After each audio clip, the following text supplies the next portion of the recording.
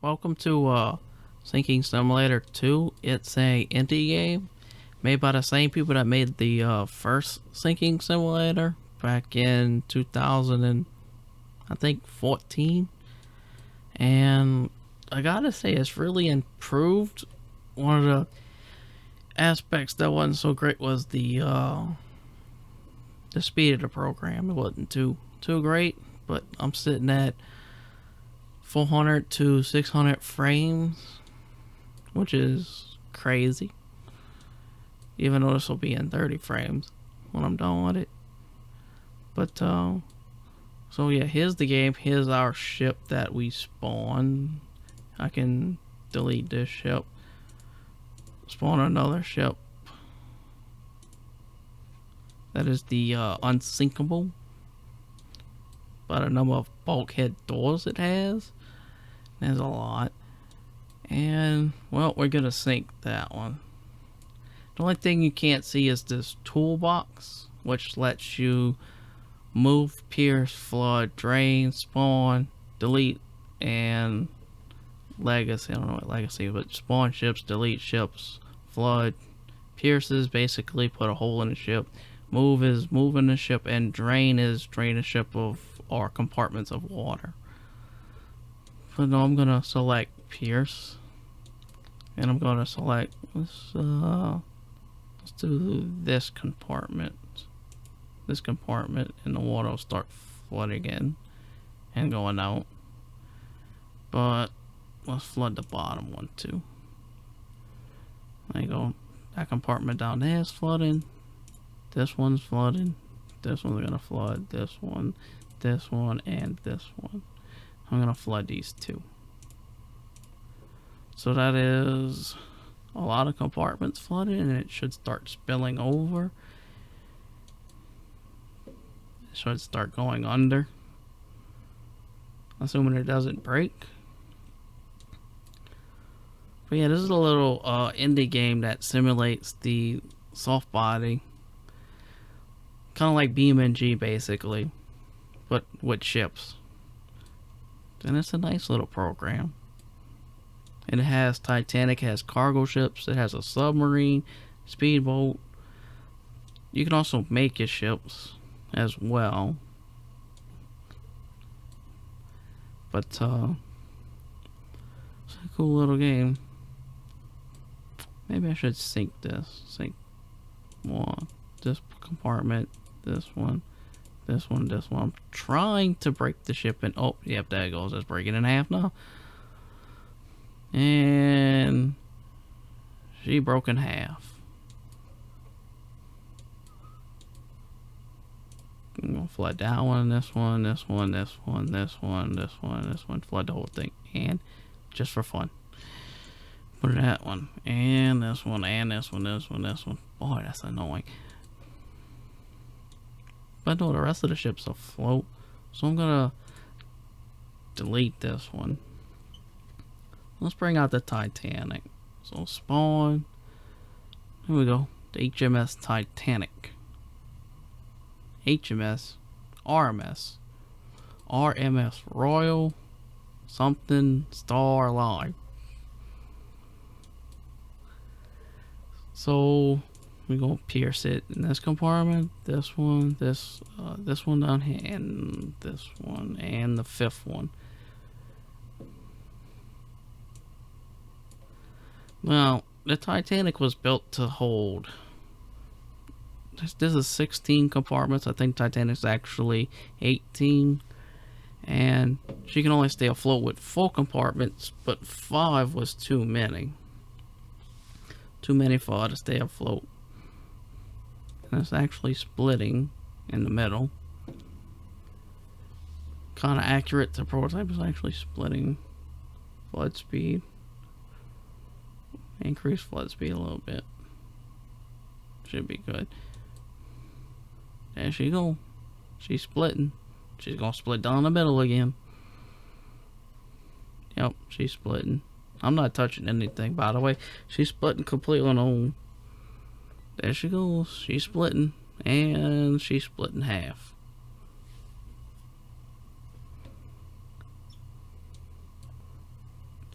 I've watched the movie Titanic many times, but it's not. It's kinda accurate, except for I believe the last part of the sinking, where the bow rises something like 40 degrees in the air. I don't think ships of that time could handle all that weight. Eyewitnesses back in the day said something about 20 degrees or so, 20 degrees of angle. Or so yeah, there goes the bow section, and the stacks have ripped. The stem and all that has ripped from the thing. But yeah, they got other ships too besides that. They got a cargo ship. They got all kinds of things. Submarine. They got a good selection. You can also make your own with the pallet. It's still connected. Why? Yeah, it don't need to be connected no more. Tink. That's about 20 degrees.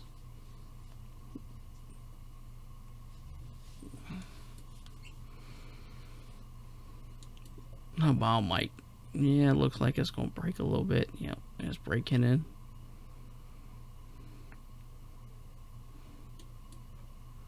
And these are still attached. As far as I know, this probably ripped off. The cables might be a little bit strong. Stern's coming under now.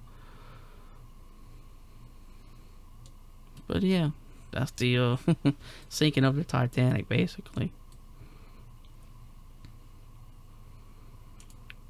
So, they have this toolbox. This is what I'm using to spawn ships and stuff. Ship 4, no, they got a cargo ship. I can change the wave, the tool size, which is basically how big the hole is. So if I pierce it, it's gonna be a big hole. Boom. It's a pretty big hole. Spawn again. That's tool size. So I got wave width, so short waves or long waves, and also wave height. I can have some absolutely like storm weather wave, and then you can make the waves come closer and closer. It's already breaking the ship apart. Can't handle all the stress. But wave height, we'll put that. We'll make it like that. Yeah. And leave the height to kind of a little bit of action. Then you got seafloor height. Lower end makes it go lower, and it's pretty deep. They're not gonna raise it. Oh wait, that's wave height. Oops. Seafloor height all the way up to touching the ship, basically. But then you got something called water weight. I'm sure that's for flotation, maybe. So if I increase the weight, it should sink some more. If I increase it all the way, it should sink. And it's sinking. That's all the way. It's actually sinking. Or floating, one or two. That's water weight.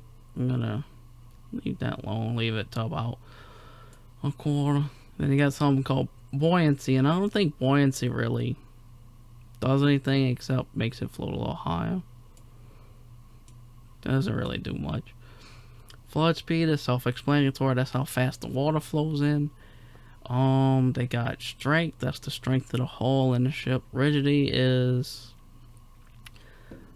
I guess, the spaghettiness of the ship. So if I turn off rigidity, basically, it's gonna turn spaghetti. If I turn it back on, it's gonna rip itself apart. I also got something called drag. I don't know what that does exactly. It doesn't seem to have an effect. I'm only about halfway. So let's flood this little ship. So I can flood it, and I can also drain it. I can drain the water before it gets there. See, drain it. Can drain all the water, it don't matter. There's also flood, which is just puts water in the bottom of the ship. like a big paintbrush.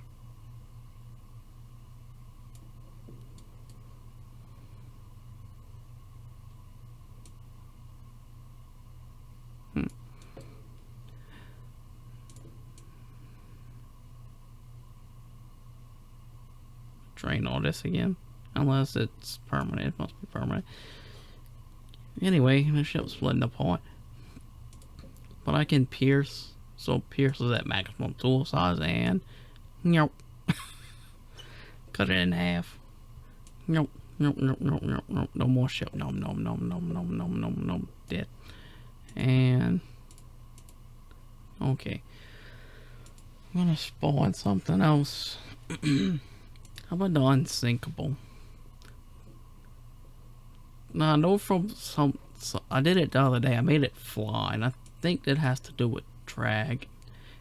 Strength at 100 and rigidity at 100, and it flies pretty fast. Drag 0, rigidity is 100, strength is 100. It is freaking flying. Holy snap, it's flying. Ooh. Ooh. And nothing left but bits and pieces. Unsinkable. Not unsinkable to that, but I wonder if I spawn it about a quarter of the way up. If it'll still do the same thing.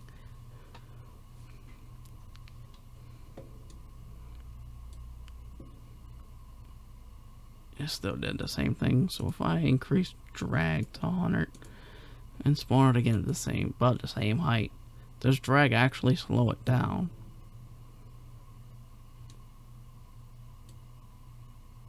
Ooh, what the hell happened?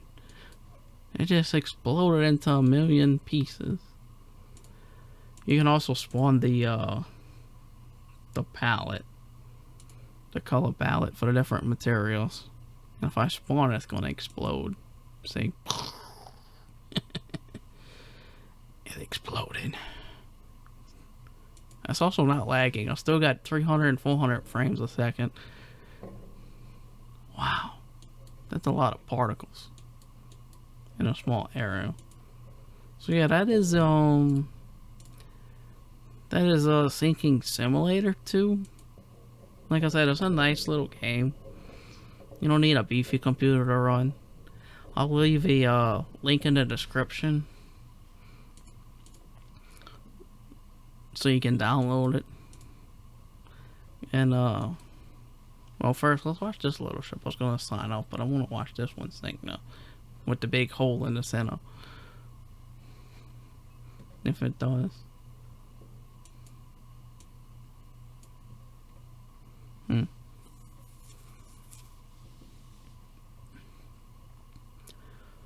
What if I compromise the structural integrity? Oh, I compromise the structural integrity. And it's in half.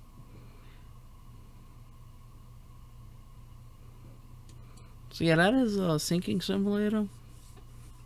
This is Train Sim USA out.